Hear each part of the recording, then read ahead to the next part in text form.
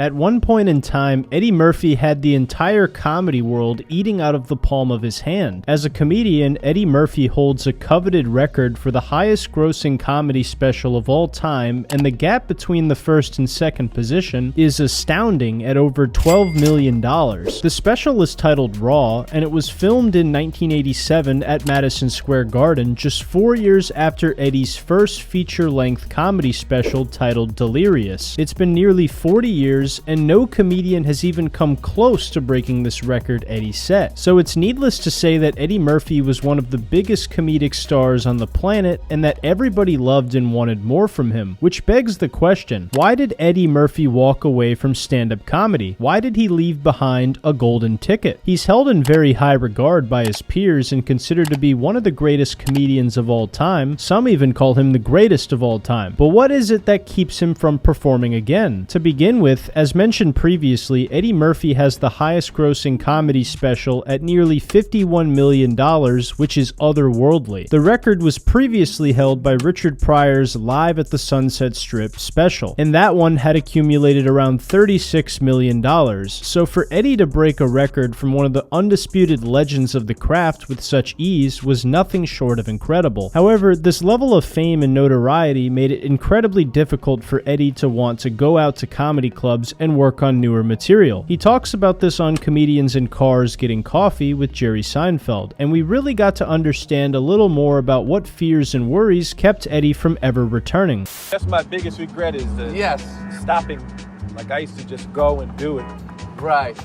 Stopping and letting that muscle atrophy. Yes. It got to where when I was working out stuff, it would be in the paper like the next day. They were on me too much during the creative process. I remember Joan Rivers' husband had died, and I went up at the Comedy Store and I did some shit I said that was, right. that wasn't cool. And it was in the paper the next day, and everyone was outraged. And right. Joan was hurt, and I was like, that wasn't even a bit yet. This monumental level of fame Eddie Murphy obtained from his two comedy specials made it so that anything he ever talked about on stage was a headline the very next day. So for comedy fans, this really tampered with the element of surprise in Eddie's newer bits, which I imagine discouraged Eddie quite a bit. Imagine going to a comedy club to see a comedian and already knowing what they're going to talk about. It certainly wouldn't be as funny as if the topics were completely unknown. That's not to say it can't be funny, but most times I would say having a degree of mystery makes just about any comedy show a little bit better. Eddie's bits ending up in the news also completely strips the context of the joke to make it sound as bad as possible if it's something off color, which for Eddie during his heyday it often was. For comparison, after Louis C.K. had dealt with the repercussions of the allegations and taken almost a year off from stand-up comedy, he eventually returned to perform at Governor's Comedy Club located in Long Island, New York, and somebody in the audience had recorded his set and leaked it online. And in his new set was a joke about the Parkland shooting survivors and how they don't know anything about the world just because they were shot at. Now, of course, when the bloodthirsty journalists got their hands on this, they immediately turned it into a story. Then all the retards who don't even remotely understand comedy started calling Louis disgusting for making jokes like this, completely disregarding the fact that Louis C.K. has always been known for this type of humor and built a whole fucking brand off of it. Louis eventually cut this bit from his new hour he was building, and it left a lot of people wondering what could have been if he kept expanding on this premise. I could go on for hours about why these people are fucking morons, but I'll save that for another video when I cover Louis C.K.'s cancellation and also his comeback to comedy. The point of this comparison was to demonstrate that when a comedian is working out new material, they should be left to air it out and work through the pockets of silence for themselves. If a journalist just takes out all the context and makes it sound as bad as possible, you're in some cases completely killing the bit before it even becomes a bit, which makes a guy like Eddie Murphy just completely drop it and have to start from square one with a fresher idea. Not to mention, comedians run into a whole nother issue when they become super famous. Let me explain really quickly. When people know who you are as a comedian, they're much more inclined to laugh at what you say even when it's not funny. That's a given because the people who support you are often just happy to see you. Now imagine taking that and elevating it to the superstar level where you're literally one of the most famous people on the planet for your stand-up comedy specials and movies. It takes this concept to a whole new level. I've heard comedians who are well known talk about how sometimes they don't know if a bit is working because it's actually funny or the audience is just laughing because they like them as a comedian a lot. You may wonder to yourself, why does it matter? But for comedians who deeply care about their craft, they want to make sure that they leave no stone unturned and put out the best comedy special possible. This is a real concern for comedians at Eddie Murphy or Louis C.K.'s level for sure, and it just makes it more difficult for them to actually know if new material is truly as funny as it can be or not. This actually aligns with an article I read recently from a publication called Medium. They wrote an article in 2019 about why Eddie Murphy stopped doing comedy, where the very first reason listed for Eddie slowing down with stand-up was because of the lack of anonymity. They had a phrase that I think perfectly described the situation, saying, quote, "The close eye of the media became suffocating for one of the most creative brains in show business," end quote. Another thing that discouraged Eddie from continuing to do comedy was the competitive and cutthroat nature of other comedians in Hollywood. In the 70s and 80s, there were not nearly as many commercially successful black comedians as there are now, and Eddie described the situation as Los Angeles doing a one successful black guy at a time type of thing. Apparently, Eddie was also very eager to work with and learn from guys like Richard Pryor, but Eddie has told stories of how he felt like Pryor was threatened by his presence. Apparently, he found out at one point that Richard Pryor would ask the club staff and other comedians if Eddie Murphy had come into the Comedy Store that night, saying how he didn't want Eddie to hear him working out any of his new material. This was very surprising to me because I figured through their movie Harlem Nights and working together on several other occasions that this type of shit would not have happened. But after all, this is the type of behavior that makes me hate cities like Hollywood, California at times. Eddie also recounted a similar situation with Bill Cosby and how one time Bill Cosby chastised him for swearing on stage, which is hilarious when you consider that Bill Cosby himself was, you know, a hypocrite. The guy drugged and assaulted a bunch of different... This guy's a real jerk.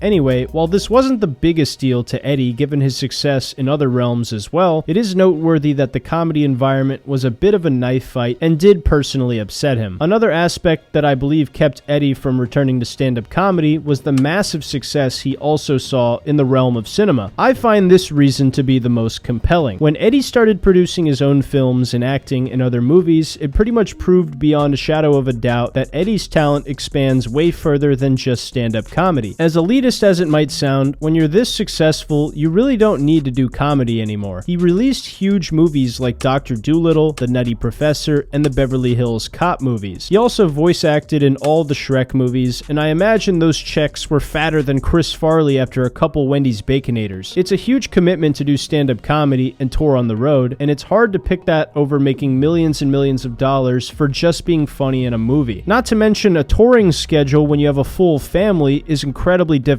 to maintain. When you go on the road doing stand-up comedy, you're not really making a crazy amount of money unless you're at the tippy top. So why would Eddie do that when he can just make $10 million a movie? And knowing Eddie Murphy, $10 million is probably a very conservative estimate. Another reason I think Eddie will probably keep his distance from comedy was the tragic death of his brother Charlie Murphy that happened back in 2017 shortly after being diagnosed with leukemia. I don't know who this leukemia guy is, but I'd like to punch him right in the fucking face.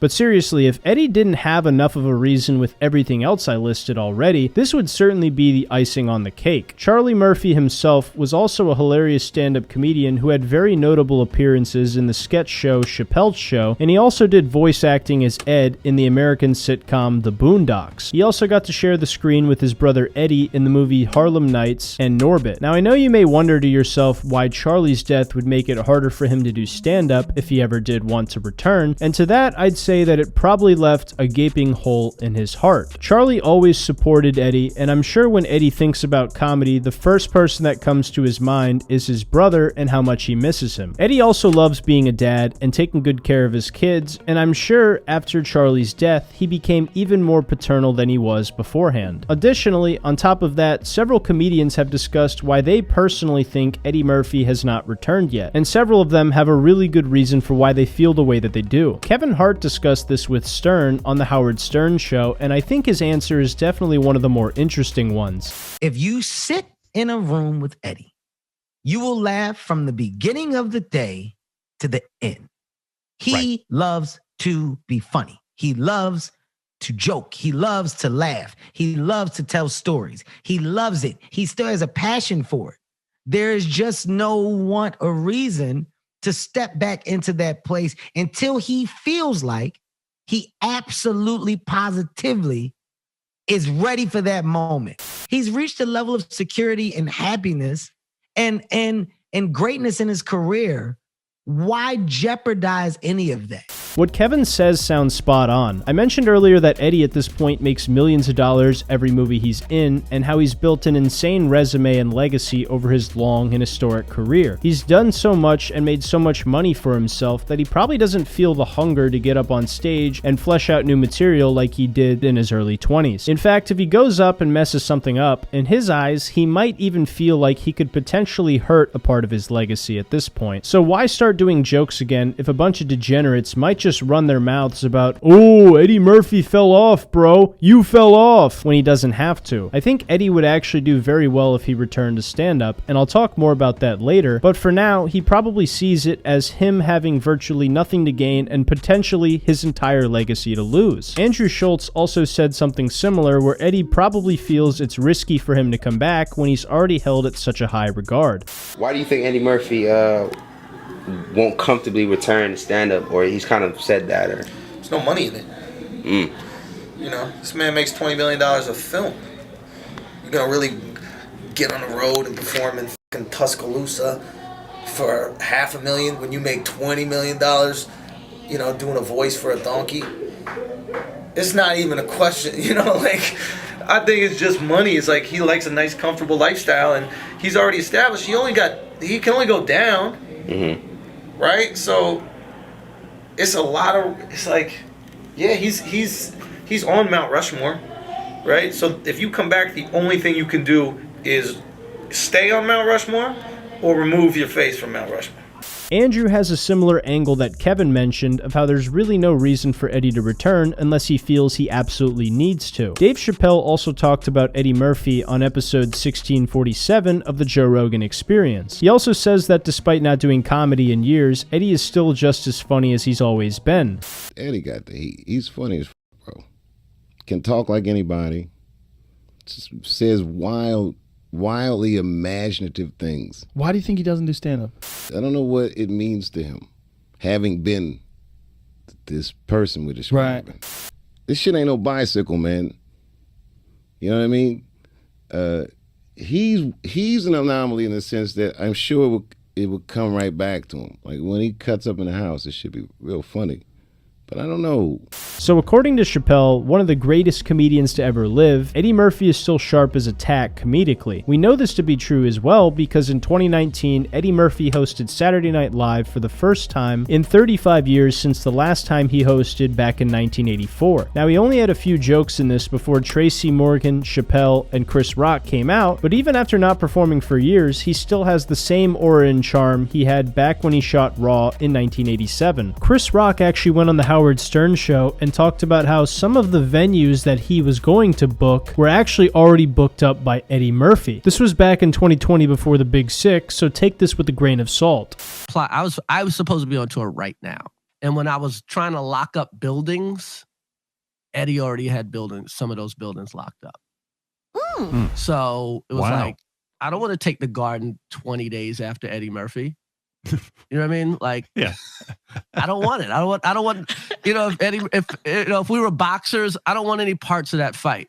Some people have theorized that Eddie Murphy would struggle to do comedy in the current landscape given the standards for language having changed, and that what was once acceptable in the late 80s is radically different from what is currently acceptable in the 2020s. But I really don't think that's true at all. I firmly believe Eddie could still shred as an observational comedian if he started performing again tomorrow. Whether he was as politically incorrect as he was in the 80s is irrelevant to me because I feel like his real fans would support him no matter what, and obviously that matters matters way more than what some fucking mouth-breathing retards on Twitter think. Even if Eddie changed and was relatively clean, I think he could still be hilarious because he was always gifted with his ability to do impressions, he makes great observations, and most comedians who are at the highest levels of the comedy world vouch for the fact that Eddie is still just as funny as he was when he was in his 20s. You know that you not doing stand-up drives people crazy. You know that, right? The last time I saw Don Rickles, and Rickles was like maybe a month or two before he passed away.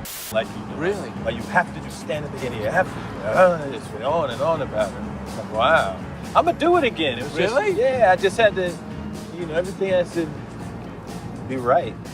All in all, Eddie Murphy is 63 years old now. It's incredible to think that he conquered the world of comedy when he was only 26 years old by releasing the highest grossing comedy special of all time, surpassing Richard Pryor. At that point as a comedian, what is there really left for you to do? Not much. Now, do I think Eddie Murphy will ever return to stand-up comedy? My heart says yes, but my brain says no. I would love to be proven wrong, but it seems highly unlikely when you consider the facts I've laid out today. To reiterate, Eddie was driven away by his massive success in the world of cinema, the suffocation that fame gave him when trying to develop new material, the competitive nature present in the Hollywood comedy scene, and the death of his brother Charlie. I'd venture a guess that the answer is probably an amalgamation of all of these factors, and maybe some other things as well that I didn't touch on. Real quick, I like to read your guys' comments every now and then. I recently got a super thanks from Stickman LLC1 that says, Adam Ray is definitely Bo Jiden's double, or so the Germans would have us believe. Thank you so much for the $2, Stickman, and if any of you guys want a guaranteed spot in a video, make sure to give me a super thanks down below. Anyway, what do you guys think? Which of these reasons do you think is the most compelling and has contributed the most to keeping Eddie from returning to doing stand-up comedy? I'd love to hear what you guys think in the comments down below. Also, I'd like to thank you all for watching the video to the end, leaving a thumbs up, and subscribing to the channel down below. That's all I got for you guys. I love you, and I'll see you in the next one. Take care.